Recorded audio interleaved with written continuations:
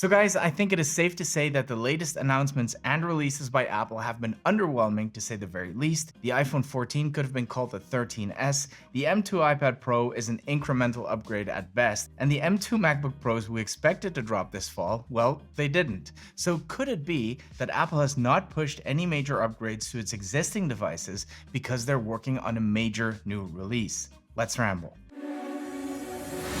Hold up, things go wild when I pull up. They all on me like a one thing. Hey, what is up guys? It's great to see you all again, and if you're new here, I'm Patrick and this is where I ramble about tech and other stuff. So guys, like I said in the intro, Techtember and Techtober have been pretty slim this year, at least on Apple's side, with no new exciting releases this year. Except of course this Apple Watch Ultra, which in my opinion has been the most exciting and the most innovative release from Apple this year. And while that says a lot about the watch, which is truly a great watch, it says even more about the rest of Apple's fall lineup.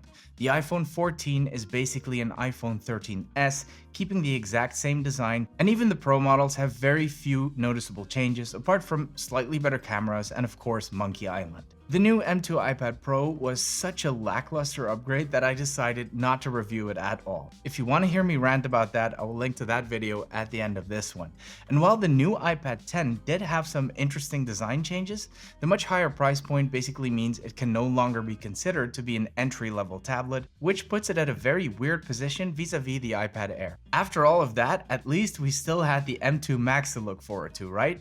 Wrong. The November event we all expected to bring us these new machines didn't take place, and it now looks like we won't be seeing any upgrades to the Max until March 2023 at the very earliest. So what happened? Can it really be the case that the biggest tech company in the world is slacking? Well, according to the latest rumors, it might just be that Apple allowed its existing product lineup to take a bit of a backseat because Apple is focusing all of its energy on a completely new product, Apple VR glasses. In his latest Power On newsletter, which dropped in my mailbox this last Sunday, the 13th of November, Mark Gurman shared some very interesting insights that suggest we might be closer to the release of Apple's new VR glasses than we initially thought. The newsletter, which is part of Bloomberg's technology department, has a great track record of bringing Apple's news first, and that is because it is written by Mark Gurman, whom most of us will know as one of the, if not the most reliable Apple leaker out there. According to Apple Track, Gurman has an accuracy rating of 86.5%, and that is really good considering the vast number of leaks Mark has shared with us over the years.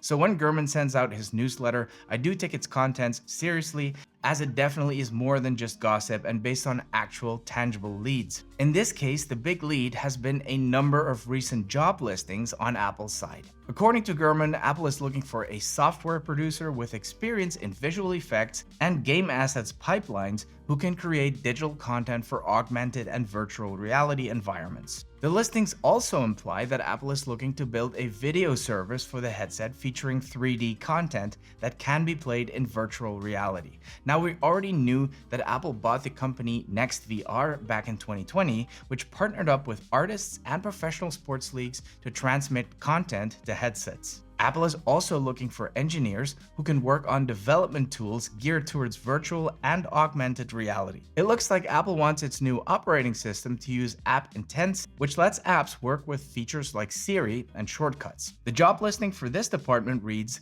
"We are looking for a software engineer who will work on the App Intents framework to help design and implement solutions to unlock deep system intelligence, enable new developer tools, and facilitate novel user interactions from application data models, which are leveraged by a variety of system services such as shortcuts, Siri, search, and more." The most interesting job listing, however, is that for a developer of a 3D mixed reality world who would be working with other developers to build tools and frameworks to enable connected experience in a 3D mixed reality world. You will work closely with Apple's UI framework, human interface designers, and system capabilities teams, pushing you to think outside the box and solve incredibly challenging and interesting problems in the 3D application space. Now, all of that, according to Gurman, suggests that Apple is working on a VR environment similar to Mark Zuckerberg's metaverse, even though Apple will do whatever it can to avoid any such comparisons. Now, as the launch is getting closer,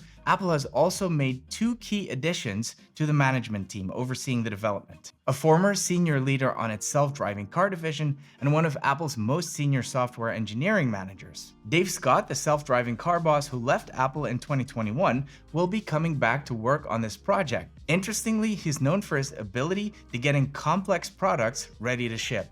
Another interesting hire to the headset team is Yannick Gour, a longtime Apple employee who used to be in charge of engineering for apps like Pages, Keynotes, and Numbers, as well as Books and Notes, and this seems to confirm that Apple is planning to bring a productivity suite to its new headset. So what is this headset going to look like? Well, we already knew that it will be a mix between augmented reality and virtual reality, and that Apple is looking to price the headset somewhere between $2,000 and $3,000. And the fact that it would be a high-end product is confirmed by some recent trademark applications by Apple for names like Reality Pro and Reality One. In terms of hardware, it's been leaked on more than one occasion that Apple will place 10 cameras outside the device for scanning the environment, but also inside the device, which will most likely be used to track facial and eye movements. Of course, the device will also be running its own tailored operating system, which is said to be called Reality OS, and that will be including mixed reality versions of key Apple apps like Messaging,